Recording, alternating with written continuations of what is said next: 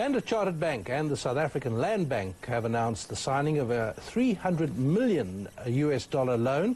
It's a term loan facility. Bennie van Rooy, Chief Financial Officer at Land Bank, and Saif Malik, who is Head of Global Banking for Africa at Standard Chartered, are with us now. Saif, perhaps you could start and tell us the background to this and why you've entered into this agreement. Thanks, David. I think from Standard Chartered Bank's perspective, Land Bank is a key client of ours that supports, a very strategic sector, which is in agriculture in South Africa. And we've tied up with the multilateral guarantee agency, which is a World Bank arm, otherwise known as MIGA, to provide a facility where MIGA covers 95% of the sort of political and credit risk. And we're able to put together, as you mentioned, a $300 million US 10-year loan, which has helped Land Bank sort of consolidate a lot of its short-term borrowings and provide some longer-term funding, so that they're able to then on-lend to their various clients and customers that they have. Like I said, supporting the strategic sector like agriculture in South Africa. So we're very proud to be partnering Land Bank. We're very proud to be, sort of signing this facility, which we did yesterday, because I think it's great news that we're able to bring in and arrange such a large facility for Land Bank in tough times, not just for South Africa, but sort of for Africa on a whole also. So it's a good day for everyone. Bennie, let's have a look at what you're going to do with this $300 million. If you multiply that by the price of the rand versus the dollar as it is today, that's a lot of money. David, yes, it's the single biggest funding transaction that the Land Bank has ever entered into. So it's very pleasing to be part of such a transaction. And as Saif mentioned, there are such a lot of benefits for us in the transaction. As a state-owned entity that's primarily reliant on domestic capital markets for funding, and you may recall the events around Future Growth last year, August, when an announcement was made that they'll stop lending to state-owned entities. It is critical for us to attract new and possibly foreign funders to the Land Bank to strengthen our balance sheet, and as Saif mentioned, with term debt and longer-term funding.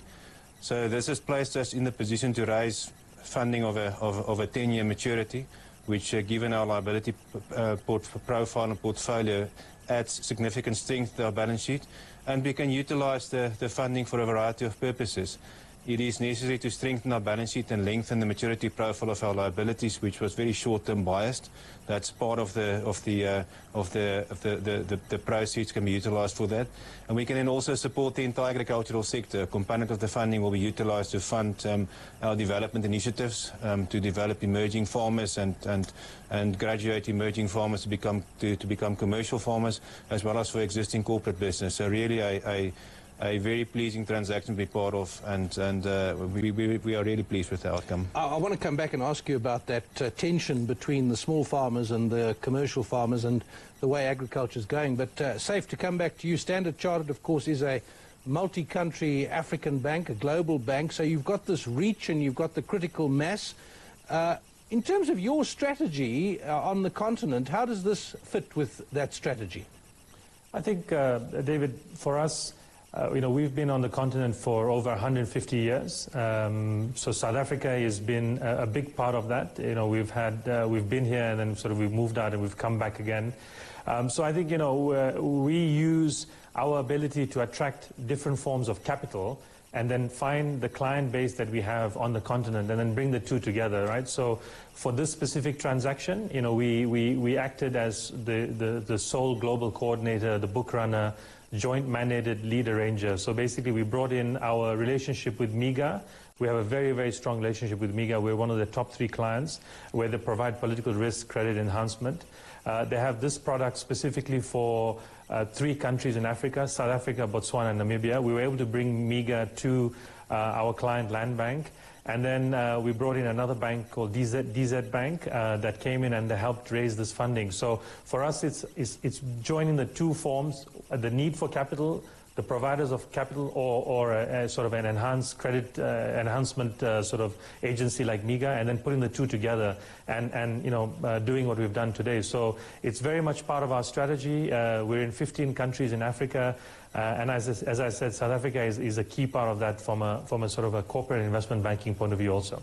Saif, Bennie did mention a moment ago the future growth announcement last year about not lending to certain state-owned entities, concerns about governance and so on. Later on, they did clarify and modify that statement. Did you have any concerns? Did you need to sort out anything in terms of governance and what goes on behind the scenes at these state-owned or state entities? Well, Bennie will share with you that he's probably become one of my best friends because it's been a long journey. We've had many, many meetings. My teams have had many sessions. I think it's a testament to, we have the CEO at Land Bank, TP Nchocho, and Bennie running the finance function. I think they've really shown, what professionalism is all about, transparency, and the ability to say, come help, look at what we're doing. This is our journey. This is our plan. It's a matter of time. We look at our investments, David, from a long-term perspective. We don't look at it, on a short-term measure. So, yes, when this announcement came out, we worked closely again with Bennie and team to say, what is it all about? We were shown all the information that they shared with all the other parties to get this cleared up. So, I think we were very comfortable, and that's why we're here today with MIGA, which is, a big testament to their own sort of outlook for South Africa. And just as a quick note, I know we're talking about Land Bank, but we also signed, and we also sent out, sort of officially signed today with the Development Bank of South Africa, a very similar facility for $200 million, which will help DBSA to finance their projects outside of South Africa, so where they have sort of dollar commitments to make. So again, a very similar structure that we put up. So this is our way of ensuring that we're able to grow our South African franchise and attract the right level of attention. And a vote of confidence in the governance of these institutions, clearly. Bennie, there is a tension. On the one hand, we want transformation of the agricultural sector. We want black farmers to come through. On the other hand, farmers are getting bigger, and there are fewer farmers, and there is a whole question of the bigger the scale, the more viable you are. How do you operate in that context? Well, the Land Bank has a very specific mandate. We need to ensure that we support the entire agricultural sector, which, as you've pointed out, David, includes both the established and the emerging farmer community. And we have recently facilitated the establishment of a number of partnerships between emerging farmers and established farmers. It's critical that if you want to ensure successful development in the sector, that sufficient knowledge and skills transfer should take place. You unfortunately don't become a farmer overnight. It's a difficult environment in South Africa that's exposed to adverse weather conditions from time to time. We had a terrible drought last year, much more favorable weather conditions this year, that we ensure there's sufficient skills and knowledge transfer taking place. And from our point of view, the best way to achieve that is to ensure there is meaningful partnerships between emerging and established farmers with appropriate shareholding in place, ownership in place. And our objective remains to build economically sustainable and viable businesses. So even though a number of our initiatives are aimed at encouraging emerging farmers to enter the agricultural sector, our end objective still remains to ensure these businesses can graduate over time to become fully fledged commercial sustainable businesses and contribute towards all the objectives we have for the sector: food security, job creation, increasing the size of the sector. And the sector can play a critical role in the South African economy in encouraging matters such as job creation and food security, which would be critical going forward. We'll have to stop there. Unfortunately, that's Bennie van Rooy, who is Chief Financial Officer at the Land Bank, and Saif Malik, who is Head of Global Banking for Africa at Standard Chartered.